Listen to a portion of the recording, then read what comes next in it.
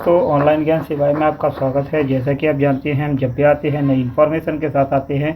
आज हम एक और नई इन्फॉर्मेशन आपके साथ साझा करने वाले हैं। जी हाँ दोस्तों, आज हम बात करने वाले हैं प्रधानमंत्री किसान सम्मान निधि योजना का। अगर आपने अभी तक फॉर्म नहीं भरा है, इसका जो 2000 यानी कि साल में इसके 6,000 रुपये मिलते हैं, और इसके अगर 6,000 रुपये का लाभ अभी तक आपको नहीं मिला है तो इसके जो फॉर्म हैं वो स्टार्ट हो चुके हैं। अगर आपको इसका जो फॉर्म है अगर भरना चाहते हैं तो आप घर बैठे भी भर सकते हैं, और या फिर किसी सीएससी सेंटर पे जाकर भी अब इसका जो फॉर्म फिल करा सकते हैं।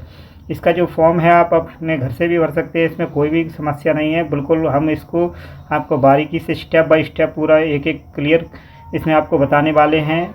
इसमें कोई भी समस्या नहीं आएगी। फिर भी आपको अगर इसमें समझने में कोई भी समस्या आती है फॉर्म को भरने में, तो आप हमें कमेंट के माध्यम से ज़रूर बताएं। हम इसको आपके कमेंट का पूरा जवाब देने की पूरी कोशिश करेंगे।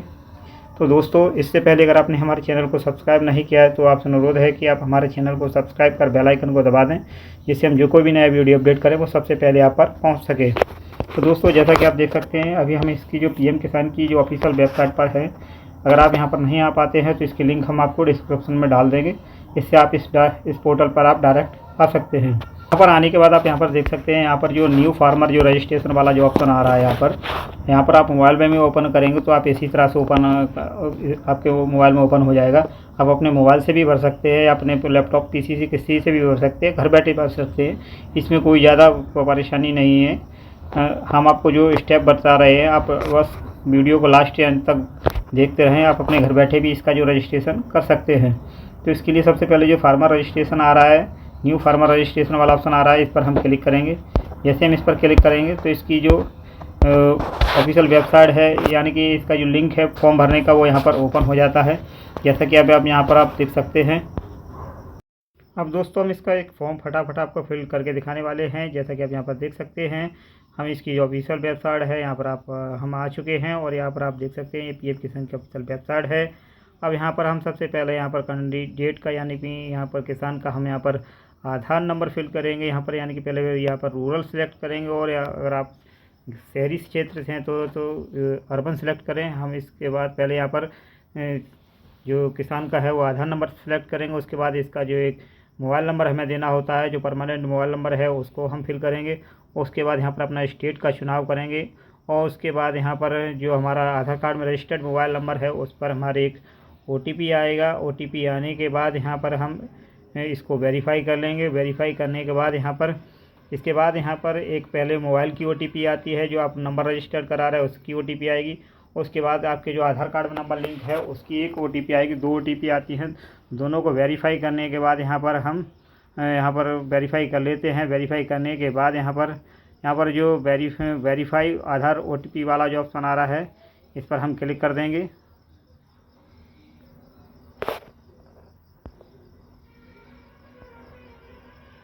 दोस्तों, हमारे मोबाइल नंबर पर OTP आ चुका है, और जो हमारे आधार कार्ड में जो नंबर लिंक है उस पर भी OTP आ चुका है।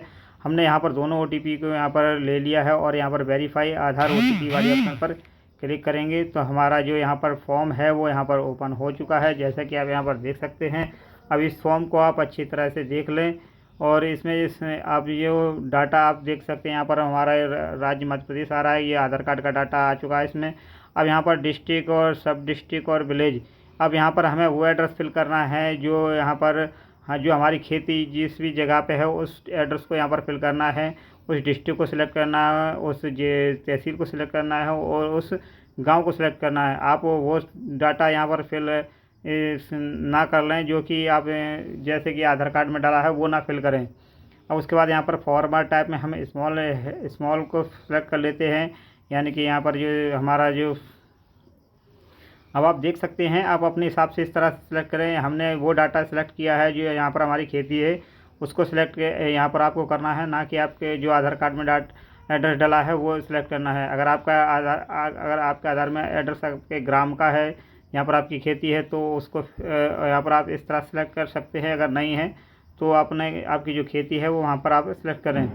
उसके बाद यहाँ पर हमें कैटेगरी का ऑप्शन आता है। कैटेगरी में आप जनरल से हैं, EWS से हैं, या किसी भी कैटेगरी से हैं, आप उसको सिलेक्ट कर लें। और उसके बाद यहाँ पर स्मॉल फार्मर टाइप में आप यहाँ पर जो आपकी खेती है वो कैसी है, कितनी है, हेक्टेयर में, मतलब आपकी जो खेती है वो कितने हेक्टेयर है वो आप सेलेक्ट कर लें।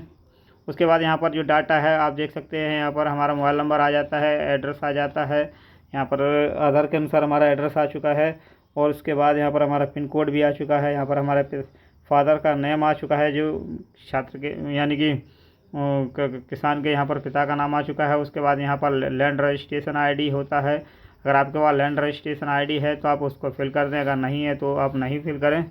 और उसके बाद यहाँ पर एक्सेप्टेड फी ऑफ पीएम किसान योजना, इसको आपको यस करना है। आप इसका आप बारीकी से ध्यान रखें, इसको यस ही करना है, तो ही आपको पीएम किसान का जो फॉर्म है वो भरेगा और आपको इसको आगे का लाभ मिलेगा। अब उसके बाद यहाँ पर पूछ रहा है कि आपकी जो खेती है वो जॉइंट है या सिंगल है, तो आप उसको सिलेक्ट कर लें। अगर आप जॉइंट में है यानी कि आपकी जो खेती है सम्मिलित है, यानी कि इसमें कई सारे हिस्सेदारक हैं, तो जॉइंट को सिलेक्ट करें। अगर आपके सिंगल नाम आपकी खुद की पर्सनल खेती है तो सिंगल को सिलेक्ट करें। और जॉइंट को सिलेक्ट करने के बाद यहाँ पर जैसे ही सिलेक्ट करते हैं तो यहाँ पर हमें उसके बाद यहाँ पर खसरा नंबर फिल करना होता है। आपका जो भी खसरा नंबर है उसका आप फिल कर लें। और उसके बाद यहाँ पर जो दूसरा नंबर दिया है, खसरा नंबर या सर्वे नंबर, दोनों एक ही होता है, आप दोनों में एक ही नंबर फिल कर लें। और उसके बाद यहाँ पर एरिया हेक्टेयर यानी कि जो आपकी खेती है वो कितने हेक्टेयर में है, हेक्टेयर में दिया जाता है। आप अपनी खतौनी में देखेंगे तो उसमें हेक्टेयर देख सकते हैं कि उसमें हेक्टेयर में लिखा होता है कि आपकी खेती कितने हेक्टेयर की है। अगर आपको नहीं समझ में आता है तो इसकी जो आप एक बार अपने पटवारी से सलाह ले सकते हैं। और उसके बाद हमने यहाँ पर हेक्टेयर को सिलेक्ट किया। उसके बाद यहाँ पर जो नेक्स्ट ऑप्शन आ रहा है लैंड ट्रेंडिंग स्टेटस, यानी कि आपकी जो खेती है 2019 के पहले आपके नाम में आई है या 2019 के बाद में आई है। और उसके बाद यहाँ पर जो लैंड ट्रांजैक्शन डेट, यानी कि आपकी जो खेती है वो किसके थ्रू आई है, और इसमें जो आपकी डेट देनी होती है किस डेट में आई हुई है। और उसके बाद यहाँ पर हमें इसकी जो एक खतौनी की प्रति है वो यहाँ पर अपलोड करनी होती है। तो सबसे पहले हम यहाँ पर इसकी जो डिटेल है वो फिल कर लेते हैं कि यहाँ पर जो हमारी ये खेती है वो 2019 के बाद में आई है, हम उसको पहले सिलेक्ट कर लेते हैं।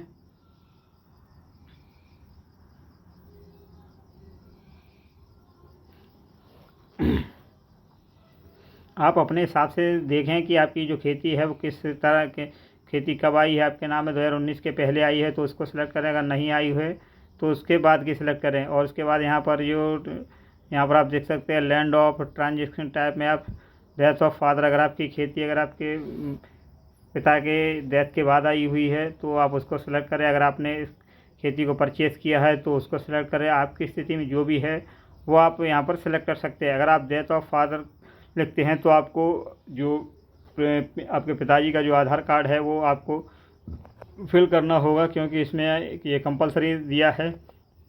अगर आप यहाँ पर लैंड ऑफ परचेज़ करते हैं तो आपको आपके पिताजी का जो आधार कार्ड है वो यहाँ पर फिल नहीं करना होता है। जैसे कि आप यहाँ हम आपको दूसरे ऑप्शन में दिखा सकते हैं, जैसे लैंड ऑफ अलाउटमेंट देख सकते हैं। तो आप यहाँ पर देख सकते हैं तो यहाँ पर पूछ रहा है कि आपने जो खेती है वो कब लिया है, तो इसमें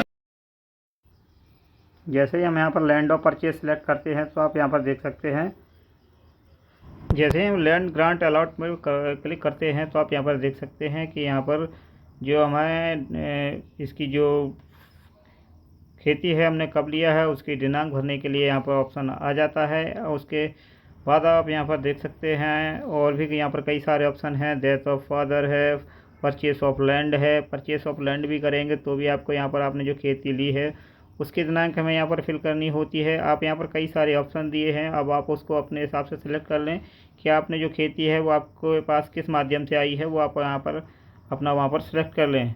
उसके बाद यहाँ पर हम अपना जो किसान का है वो यहाँ पर खसरा नंबर यहाँ पर फिल कर देते हैं। और उसके बाद यहाँ का दाग या खसरा नंबर, यहाँ पर दोनों चीज़ों को दोनों सेम ही होते हैं, हम दोनों को यहाँ पर सेम को यहाँ पर फिल कर देते हैं।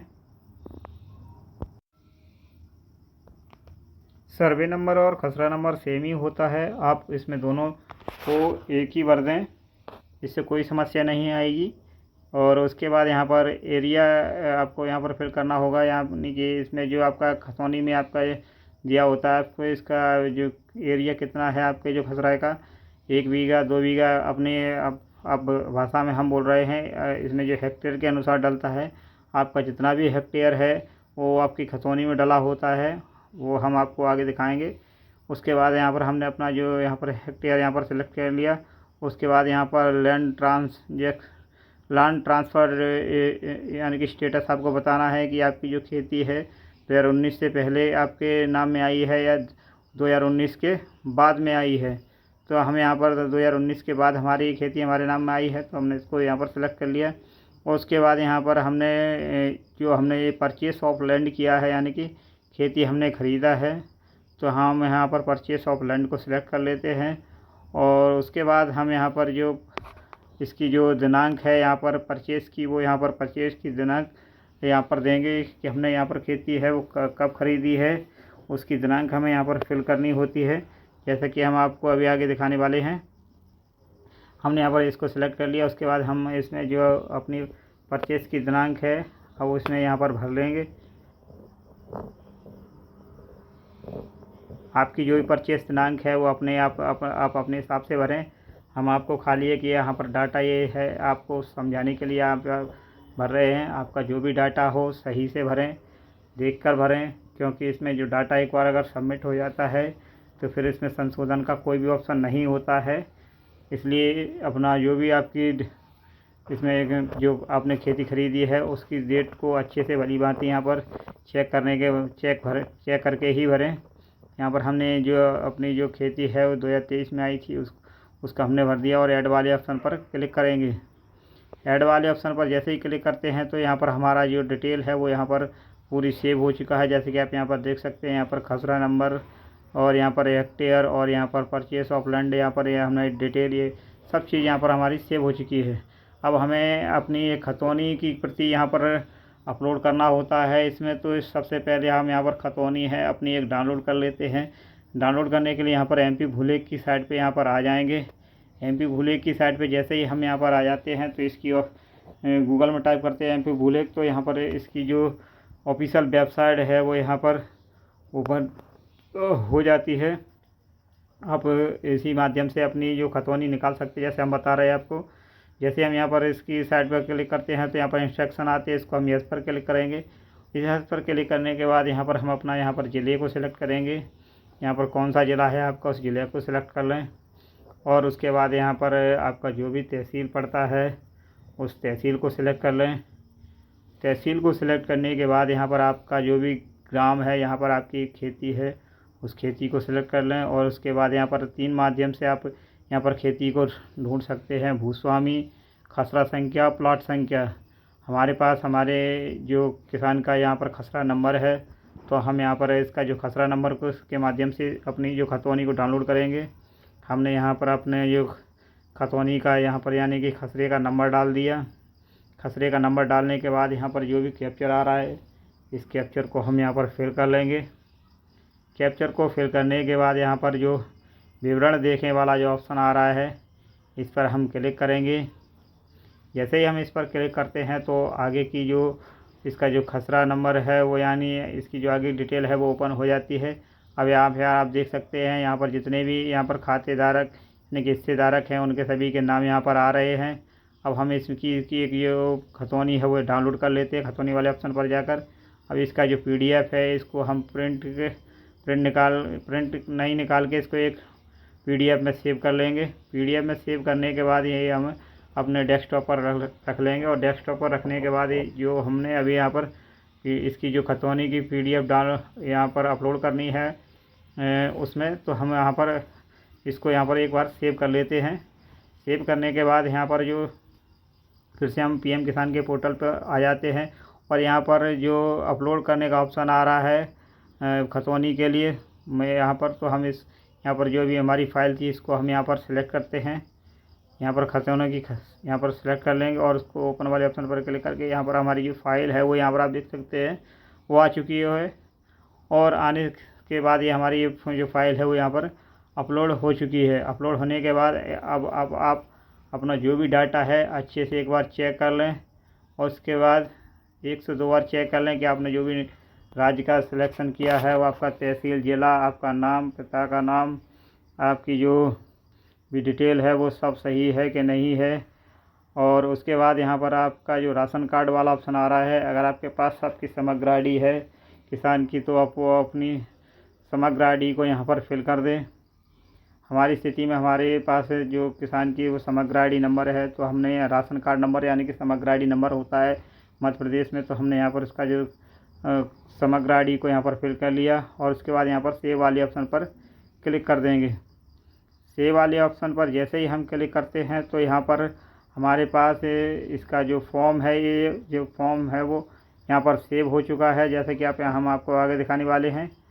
अब यहाँ पर आप देख सकते हैं ये इसका जो फॉर्म है वो सबमिट हो चुका है और इसका जो फार्मर जी का जो रजिस्ट्रेशन नंबर है वो यहाँ पर आ चुका है, जैसा कि आप यहाँ पर देख सकते हैं।